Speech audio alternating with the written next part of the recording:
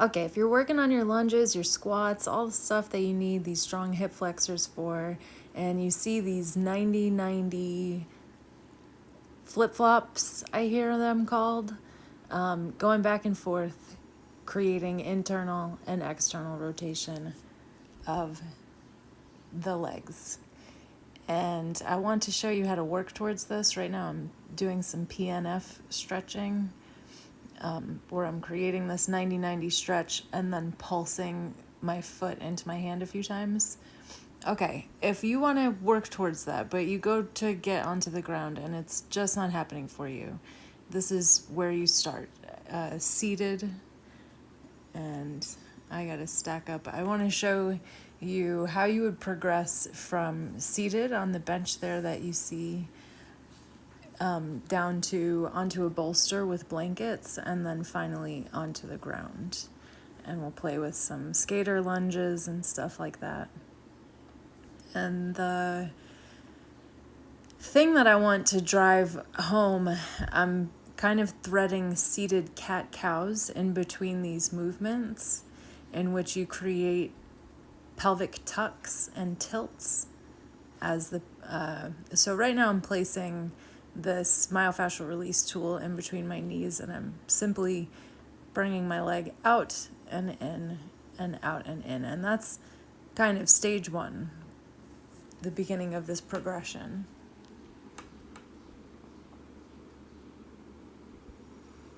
I'm just focused on staying firm through the hips and the outer glutes and the core. Squeezing into the ball or your block, feeling turned on through the inner thighs, and also having some tension in the outer thighs and the glutes. And so now I'll show you with a rectangular block, which is nice also.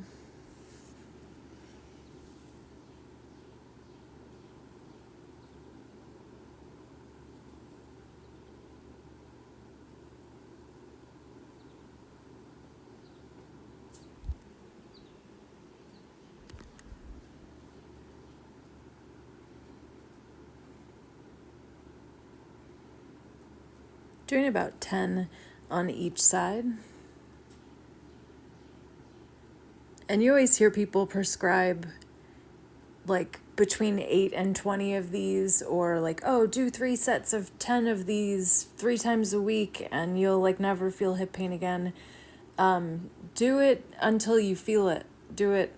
I won't do a few sets of these. I know that I won't. I'll do it for a minute. I'll do 20. I'll do them until my hips feel worn out. If I'm setting myself up to go, I'm going to do 3 sets of hip flexor 99, I just won't. I want to lift weights. I want to do other things at the gym. So I'm just being realistic with that.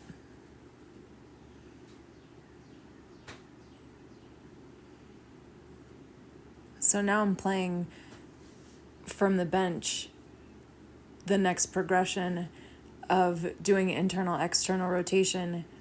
While the one knee goes into internal rotation and kneels down onto the ground, you come into like a lunge position.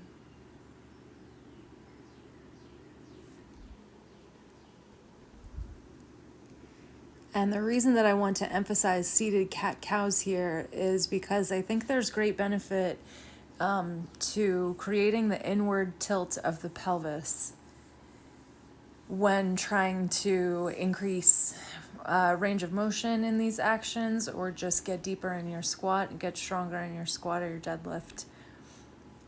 That finding this internal rotation, the tilting forward of the hips, is really beneficial, especially for guys who want to get deeper in their squat. So that's why I'm emphasizing some seated cat-cows in between, showing you these examples and finding some flossing through the spine.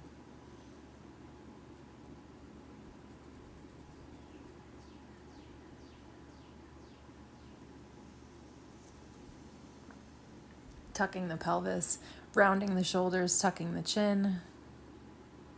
And then as I tilt forward, I can drop one knee down at a time and try to find like the beginning of a kind of lunge pose.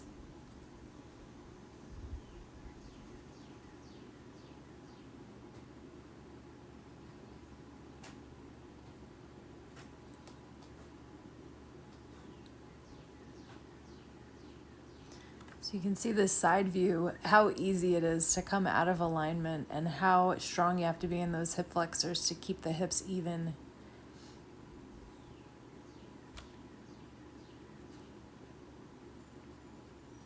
Usually that knee, the front bent knee wants to collapse towards the inside or bow out towards the outside.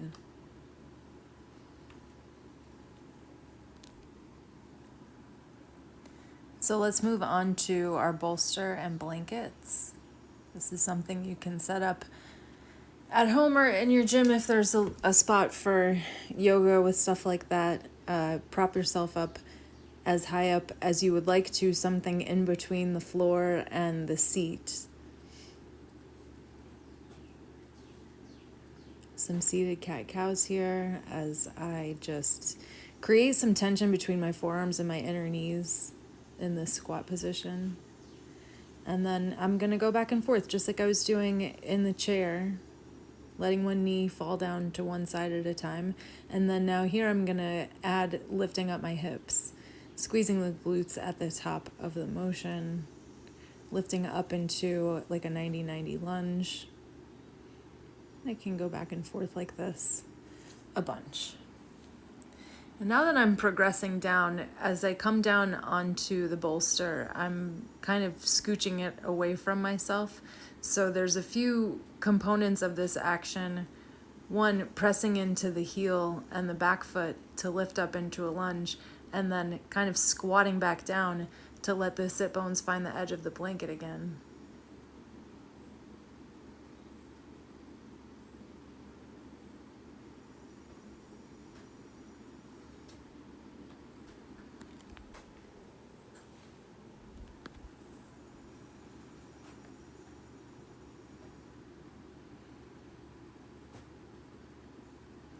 I'm going to lose the blankets and come only onto a bolster here. Feels good again to find that tension between the forearms and the inner knees and thighs, creating some cat-cow like motions and like a very wide kind of butterfly. And then coming to these 90-90 positions once again. At this point, I'm so close to the edge of that bolster and I'm so close to the ground that I've met the ground. So I'll come down to the ground and show you how these look when you make your way to doing these on the ground. First, it's great. Again, I know I'm like repeating myself, but find that internal rotation of the pelvic tuck, because that will give you the space to let one knee, the knee closer to the chair here, come out into external rotation and then drop into internal rotation. So both legs are coming in and out of internal and external rotation. And when your pelvis is tilted forward, the action is coming from the strength of your hip flexors and your glutes.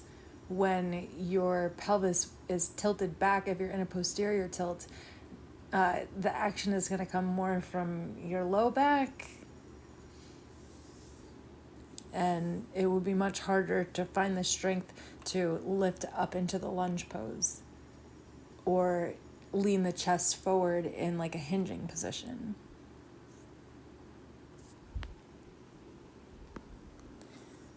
So that's why I want to encourage that internal tilt of the pelvis so much.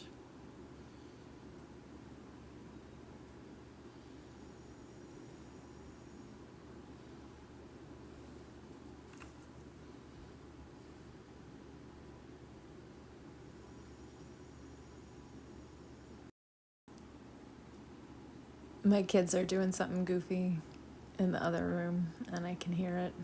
I'm laughing at them. So I find this little butterfly forward fold position. Here's a nice one. like a butterfly compression, putting some weight on the inner knees in the butterfly position and just letting the weight press down on the legs as you rise up out of the pelvis.